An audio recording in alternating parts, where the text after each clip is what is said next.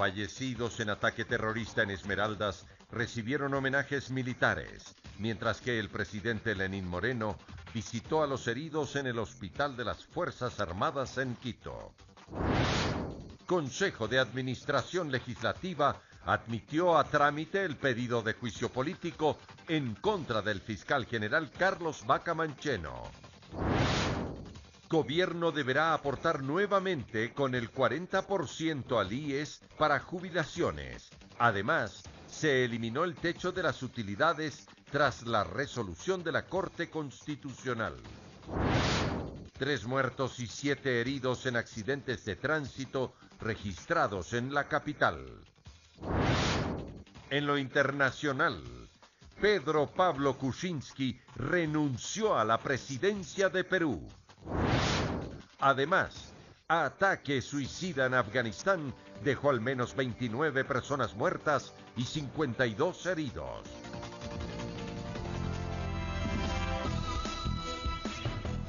Miércoles 21 de marzo del 2018, amigos, es un gusto estar con ustedes nuevamente a mitad de semana con lo más destacado de esta jornada aquí en el Comercio TV en la emisión estelar por la señal de TVC. Aquí iniciamos.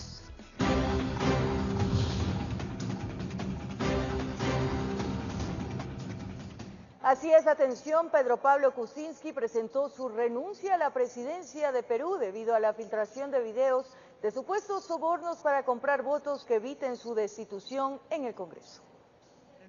En medio de la crisis que vive Perú por varios escándalos políticos que vinculan directamente al presidente Pedro Pablo Kuczynski, este presentó su renuncia al cargo.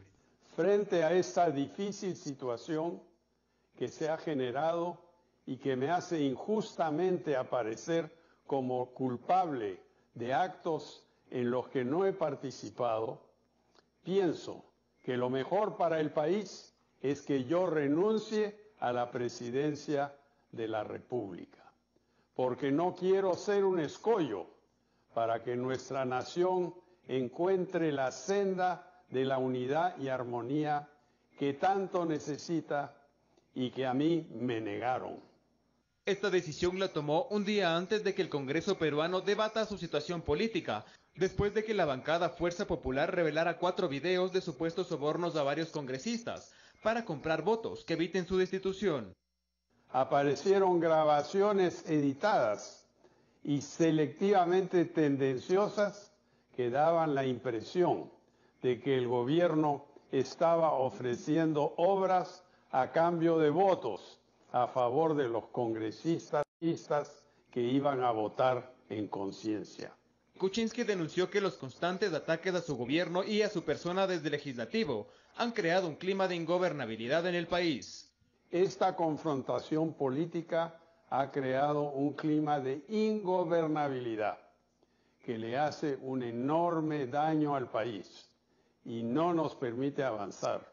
Otro de los motivos que lo habrían llevado a dejar la presidencia de Perú serían los constantes escándalos donde se lo vinculó con la brasileña Odebrecht, misma que reveló que había pagado casi $5 millones por asesorías de empresas ligadas con el ahora expresidente, cuando este era ministro de Economía. Tras la renuncia de Kuczynski, el Congreso deberá convocar a un pleno extraordinario para aceptar y fijar la fecha de juramentación del primer vicepresidente Martín Vizcarra, quien sería el nuevo presidente de Perú hasta el 2021. Informó Edison Saavedra.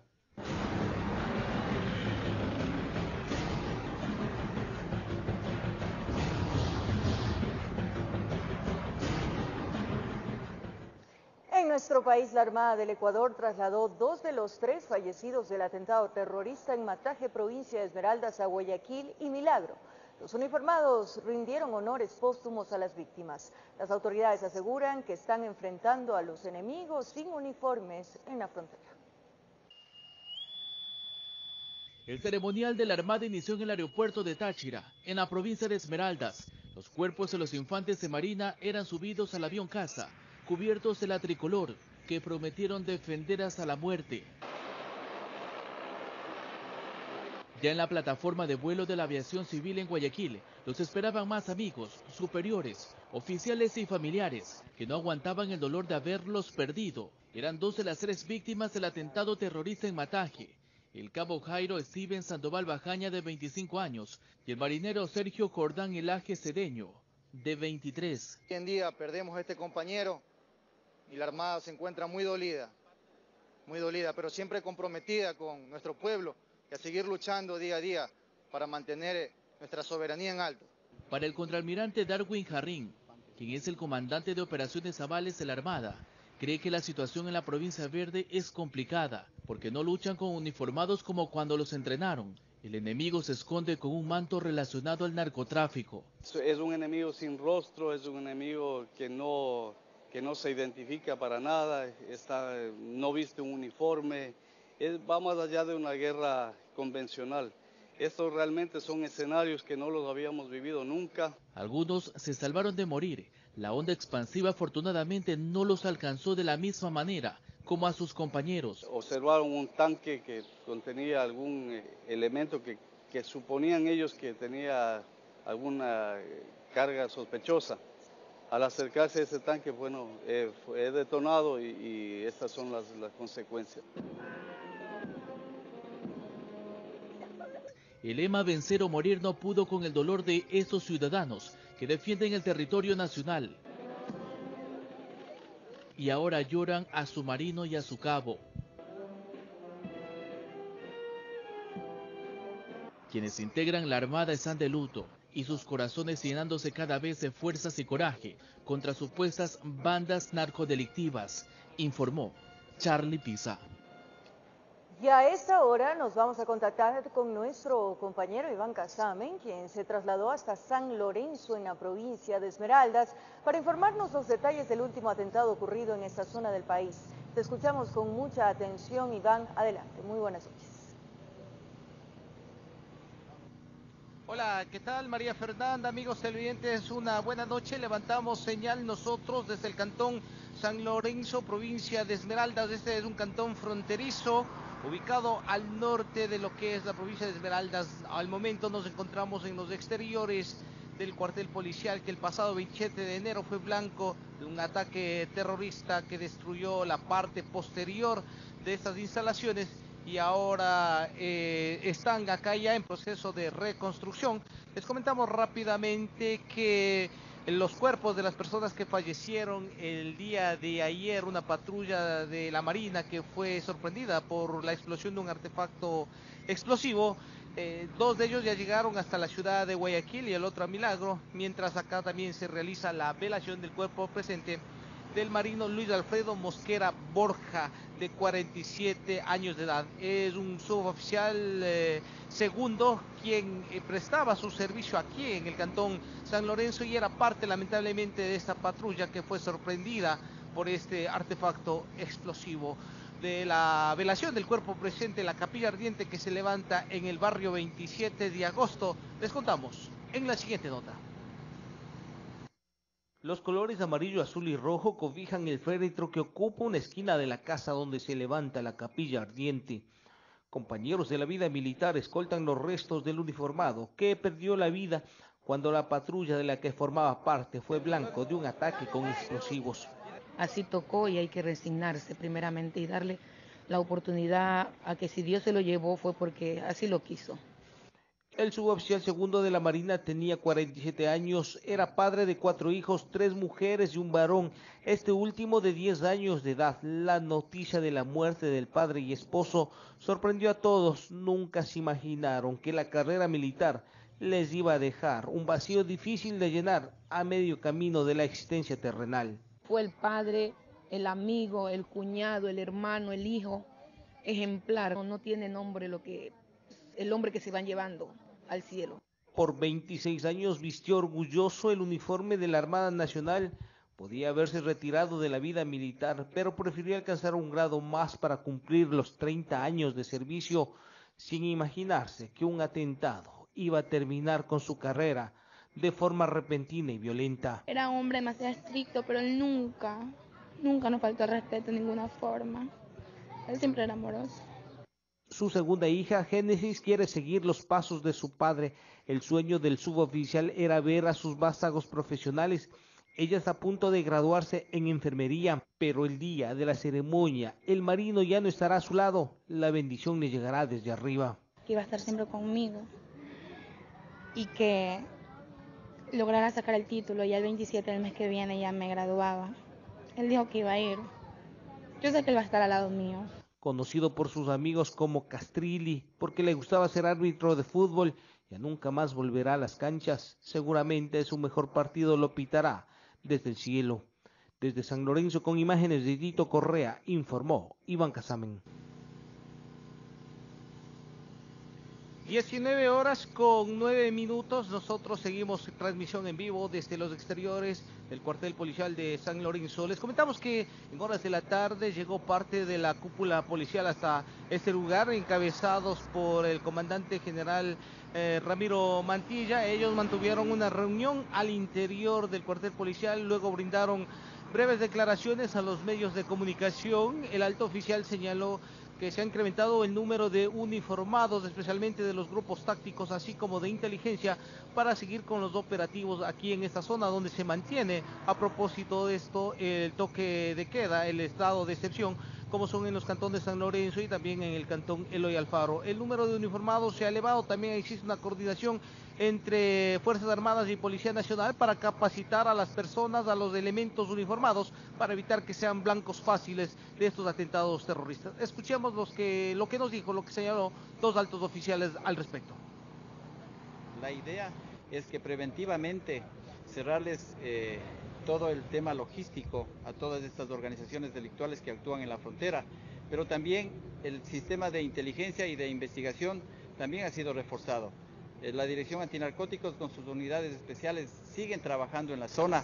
Hemos tenido importantes decomisos de droga, de precursores químicos, de armas de fuego.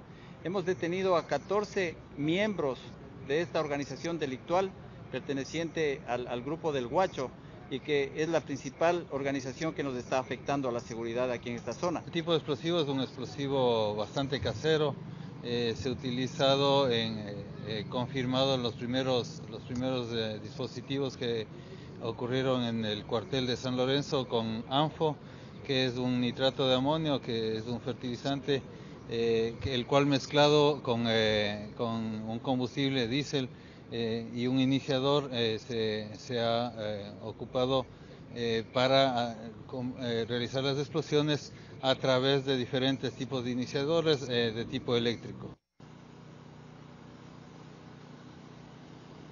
En horas de la tarde estaba previsto acá realizar una marcha por la paz para exigir seguridad también en el cantón San Lorenzo, organizado por los jóvenes de esta ciudad, pero por cuestiones de seguridad y por el propio estado de excepción que se mantiene en este cantón fronterizo, las autoridades, especialmente la Policía Nacional, coordinó con los organizadores para evitar que se dé ese evento. Esto entonces quedó totalmente suspendido. El día de mañana tenemos conocimiento que en la provincia, o en la ciudad de Esmeraldas más bien dicho, se reunirá una mesa de seguridad encabezada por la vicepresidenta de la República. Aquí tomarán algunas medidas y darán también a conocer cómo se está trabajando especialmente en el tema de seguridad luego de estos atentados registrados en el límite fronterizo, especialmente lo que es el cantón San Lorenzo, que desafortunadamente dejó ya 3 víctimas mortales. 3 uniformados de la Armada perdieron la vida cuando fueron alcanzados por un artefacto explosivo. 19 horas con 13 minutos, María Fernanda, nosotros despedimos de esta transmisión. Tú continúas con más información. Una buena noche. Buenas noches para ti también, Iván. Gracias por traernos la información desde el lugar de los hechos. Nuestra solidaridad con los familiares de las víctimas. Y en ese mismo tema, el presidente Moreno visitó a los 3 heridos graves del ataque. Vamos a ver un resumen a continuación. En estado reservado se encuentra uno de los 3 militares heridos graves que dejó el ataque perpetrado a una patrulla el pasado 20 de marzo en el sector de Mataje, en la provincia de Esmeraldas. Se trata de Wilmer Álvarez, quien tiene una amputación quirúrgica de las 2 piernas, así como una desarticulación de 2 falanges y un trauma en un ojo. Los otros 2 heridos, que fueron también trasladados hasta el hospital militar en Quito, se encuentran estables. Así lo constató el presidente Lenín Moreno tras una visita al sitio. He conversado con ellos. No con Álvarez, lastimosamente, está en terapia intensiva, He conversado con ellos y están muy optimistas. Reclamó que se hayan viralizado fotografías postoperatorias de los militares heridos. Que se dé la sanción que la ley impone de manera inmediata. Ahí el primer mandatario se refirió también al papel que tendrán quienes han trabajado dentro de la Secretaría de Inteligencia.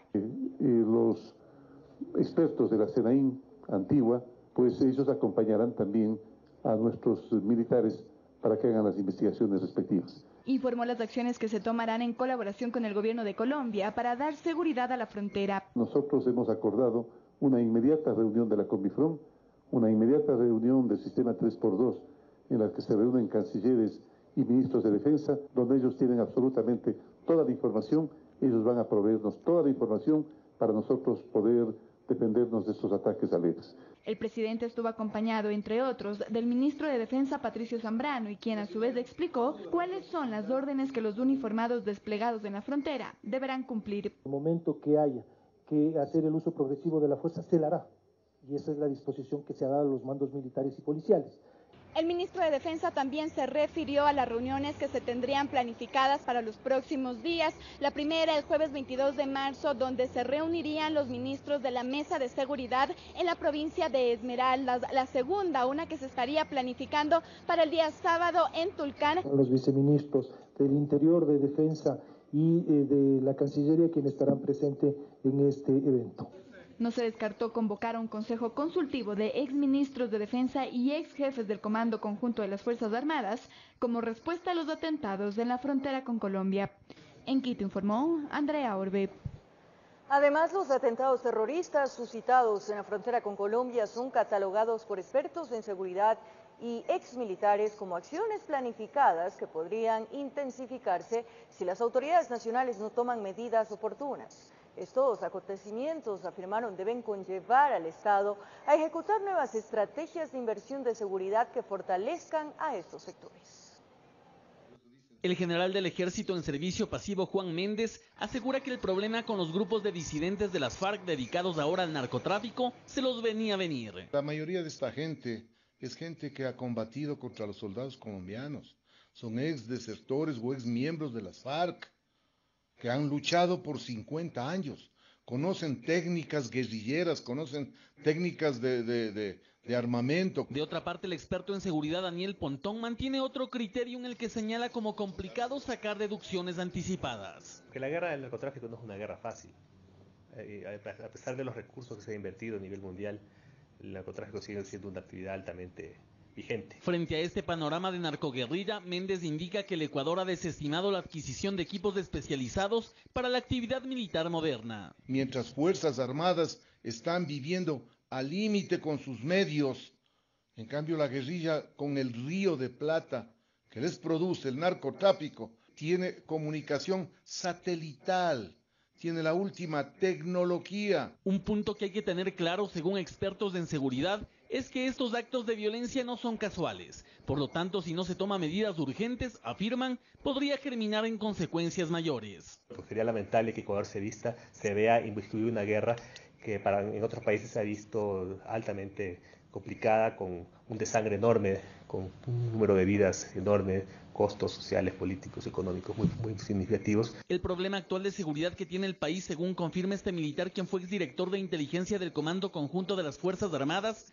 tendría que ver con el recorte de recursos para el Ejército Nacional, que según él fue provocado por el gobierno anterior.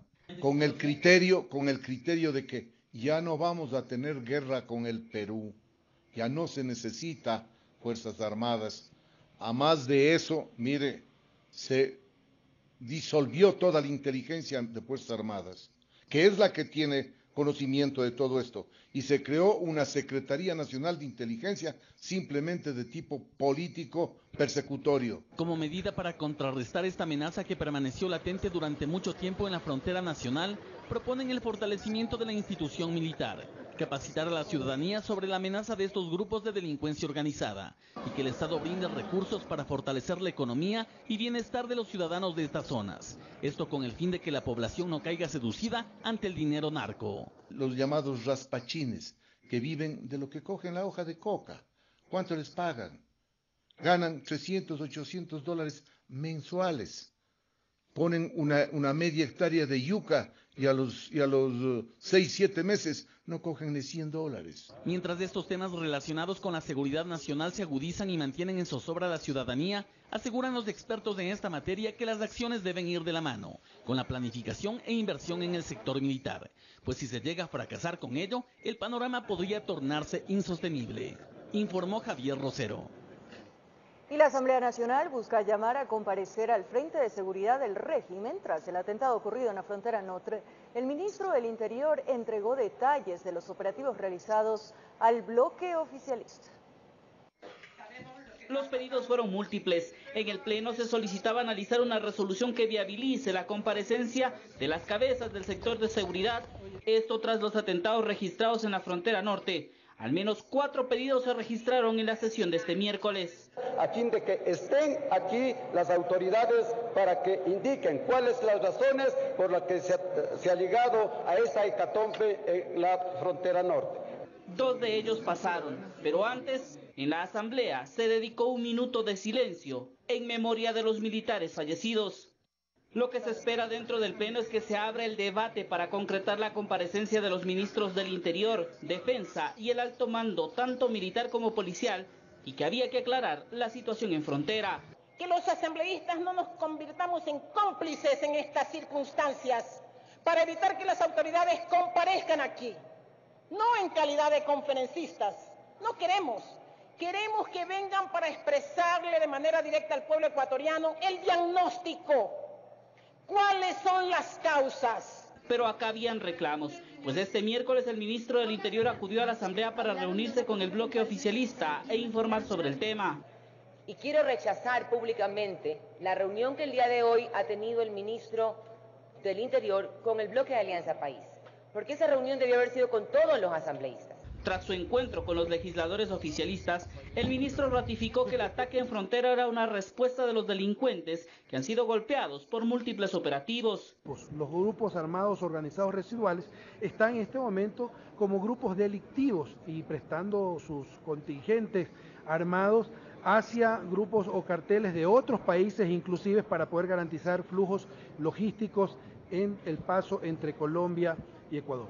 Que se ha ordenado reforzar la seguridad en frontera y combatir a estos grupos. Lo que sí le puedo garantizar es que nuestro compromiso está firme con Fuerzas Armadas, Policía Nacional, en territorio para hacer frente a esta amenaza. Que el Estado está pendiente de la situación y que se coordinan ya acciones con el gobierno colombiano. Entre tanto, en la Asamblea quedó pendiente el debate para concretar la comparecencia de los ministros y del alto mando. Informó Javier Gallo. Y en otro ámbito, la Asamblea da luz verde al inicio de juicio político en contra del fiscal general Carlos Vaca Mancheno. La Comisión de Fiscalización deberá suspender la vacancia legislativa para avivar el conocimiento del juicio. Cerca de 2 horas le tomó al Consejo Administrativo de la Legislatura evacuar el tema. Al final, dentro de la Asamblea se da luz verde para iniciar con el proceso de juicio político en contra del fiscal Carlos Vaca. El CAL revisó el informe de la unidad técnica y encontró que el pedido de juicio político al fiscal Vaca cumplía todos los requisitos.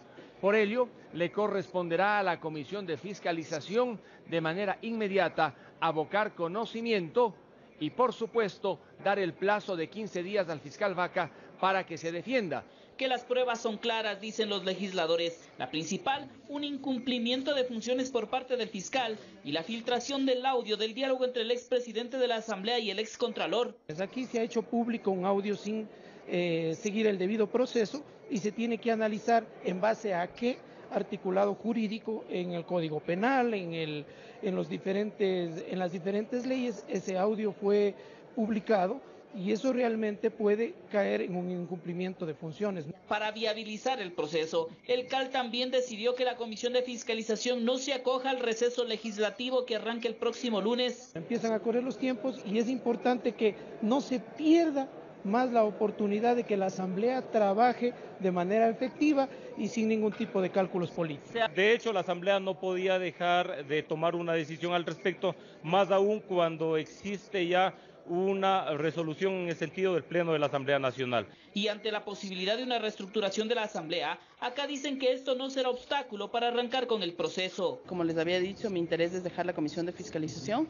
Yo esperaría que sea la nueva fiscalización la que asuma este desafío.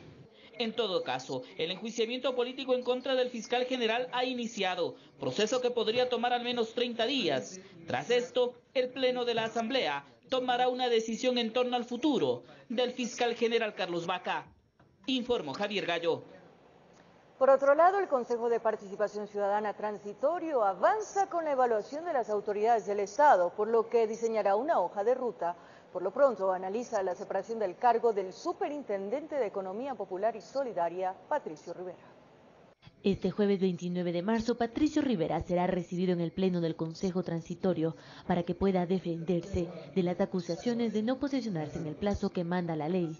La ley habla de un proceso y de un tiempo determinado para tomar posesión del cargo, que son 15 días, y como ustedes pueden ver visto del análisis jurídico realizado por parte del Consejo, transcurrieron 235 días sin que ello ocurra. Esta es una de las acciones que plantea el Consejo de Participación Ciudadana, que embandera su gestión con la evaluación a las autoridades, con la venia de Naciones Unidas. La decisión hasta ahora tomada es hacer todo el proceso de evaluación en conjunto para poder cumplir con los tiempos que nosotros tenemos, particularmente con los 6 meses. Para esto se han planteado 5 parámetros: legitimidad en el cargo, cumplimiento de funciones, debida gestión de recursos públicos, transparencia y evaluación ciudadana. Tenemos 5 parámetros globales y estos se desagregan más o menos en 37 subcomponentes que son parte de cada uno de esos parámetros.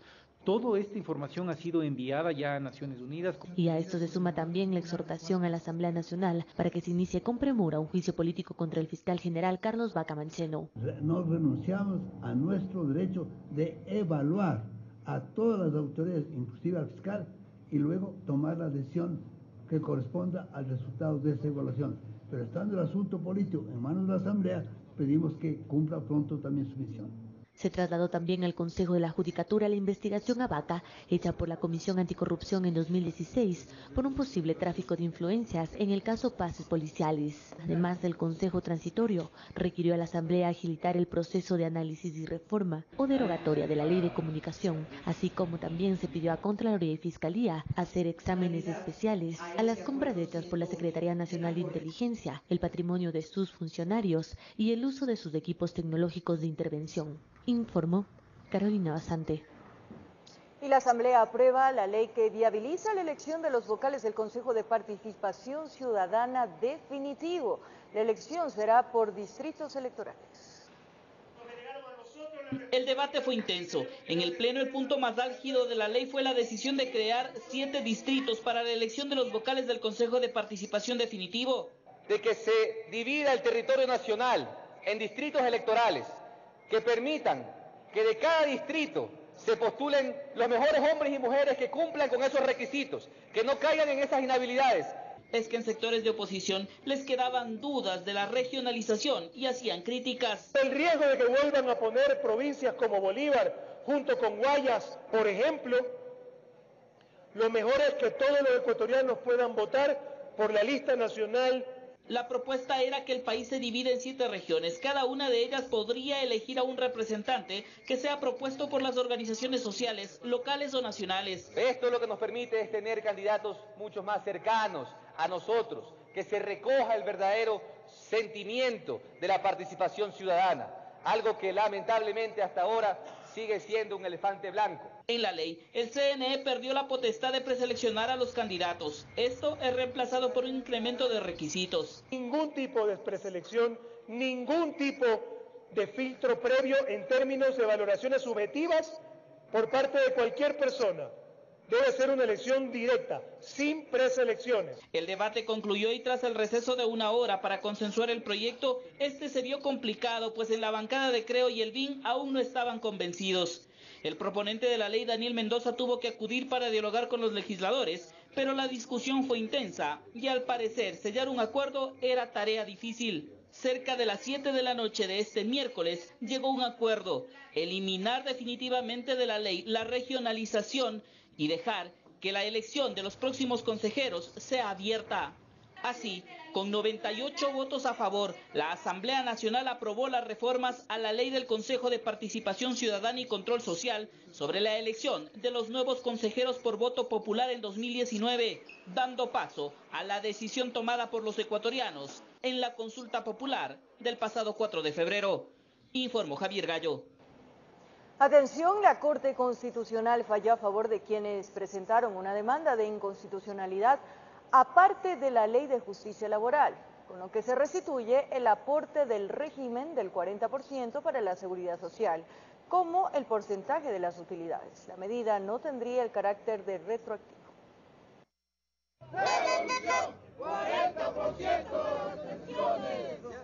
El viacrucis de organizaciones sociales, jubilados, sindicalistas y trabajadores terminó casi a los 3 años de haber presentado una demanda de inconstitucionalidad a la Ley de Justicia Laboral.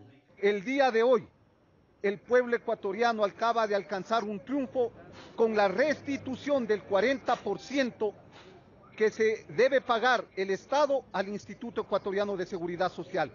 Fue el 14 de abril del 2015 al aprobarse la Ley de Justicia Laboral, que se dejó sin efecto el aporte obligatorio del 40% del régimen para la jubilación y se bajó el límite para las utilidades del 15% al 10%. Ahora, eso es historia. Hoy día la Corte ha cumplido con su deber de resguardar la Constitución.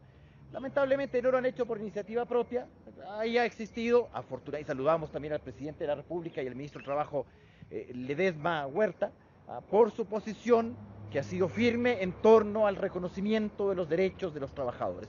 El ministro del Trabajo, Raúl Ledesma, y trabajadores expusieron las causas por qué se tuvo que esperar tanto tiempo para tener una respuesta de la Corte Constitucional.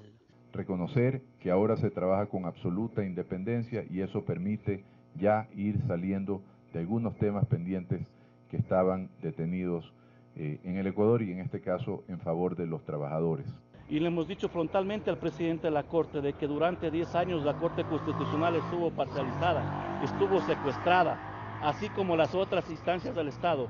Sin embargo, les queda un sabor amargo, porque el dictamen de la Corte no tendría el carácter retroactivo en ninguno de los dos casos. Porque si fuera solamente de aquí para adelante estaría en riesgo los 3.800 millones que dejó de aportar el Estado durante los años 2015, 2016 y 2017. No ha sido retroactivo la decisión, esos valores que ya han sido, digamos, entregados al IES han servido y servirán para sostener el Fondo de Solidaridad Social del IES. Es decir, que no se van a devolver los excedentes a los trabajadores. No tiene efecto retroactivo esta sentencia de acuerdo a lo señalado por la Corte. Al existir un pronunciamiento de la Corte ya no es necesario un proyecto de ley reformatorio a la Ley de Justicia Laboral.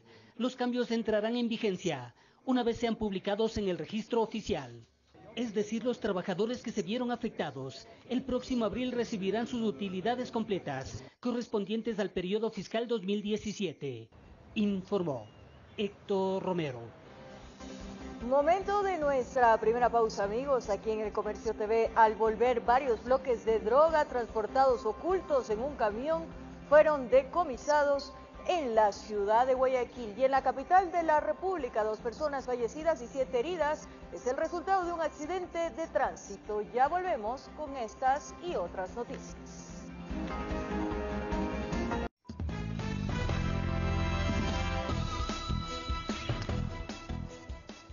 Es un placer, amigos, seguir con ustedes aquí en el Comercio TV. Como les contamos, decomisan cientos de bloques de droga que eran transportados en el comportamiento oculto de un camión. La incautación se efectuó en el norte de la ciudad de Guayaquil. El nuevo golpe al narcotráfico de drogas consiste en el decomiso de 200 bloques de clorhidrato de cocaína, acondicionados en el doble fondo del cajón de madera de un camión. La Policía Nacional informó que el vehículo pesado venía de la provincia de Santo Domingo de los Sáchilas. Sí, los agentes antinarcóticos de la unidad de la OIAN habían tenido información sobre 2 vehículos de que se estaban transportando alcaloides, en la cuales habían tenido conocimiento sobre las placas de los vehículos. El camión fue interceptado en la vía perimetral en el sector conocido como Caraguay Chiquita, en el noroeste de Guayaquil. mientras que el vehículo que lo custodiaban fue retenido en las inmediaciones de la terminal terrestre.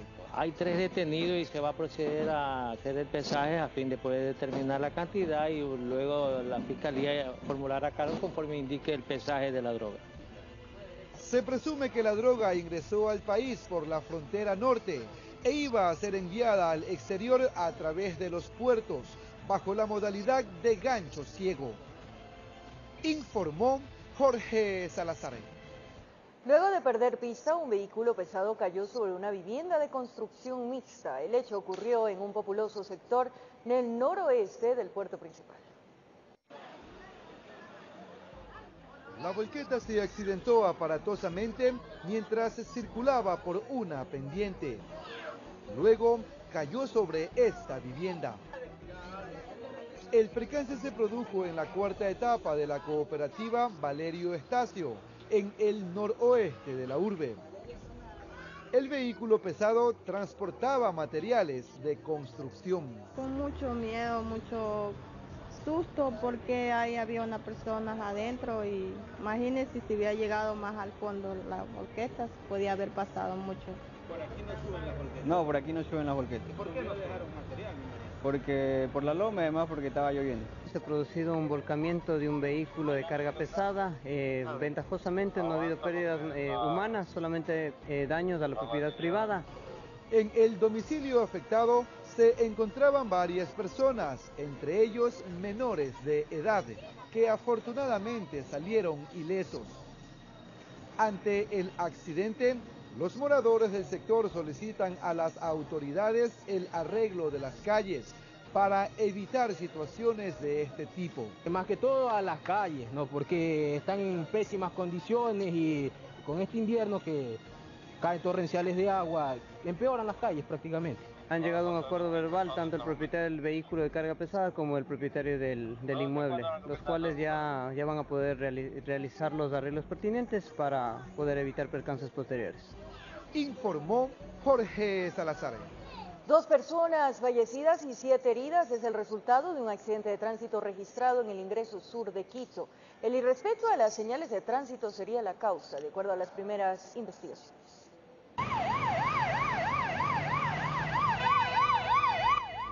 Totalmente destruidos quedaron estos 3 automotores luego de impactarse en el sector de Tambillo, Puente del Murco, entrada sur de Quito.